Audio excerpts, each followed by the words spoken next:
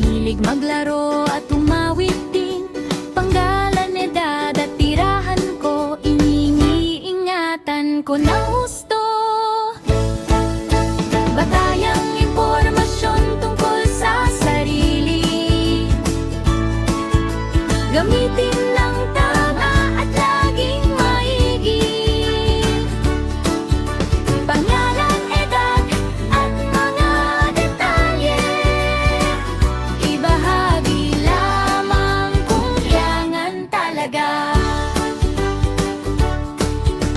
Kapag may guro na nagtatanong, sasagot ako ng may paggalang. Ngunit sa di ko kakilala, mag-iingat ako sa pagbibigay ng datos pa.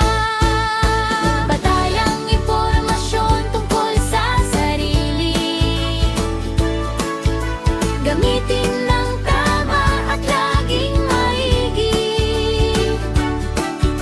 Banggalang, edad at mga detalye, ibahagi lamang kung kailan talaga. Sa paaralan at sa tahanan, may tamang paraan ng paggamit niyan. Maging responsable sa bawat kilos.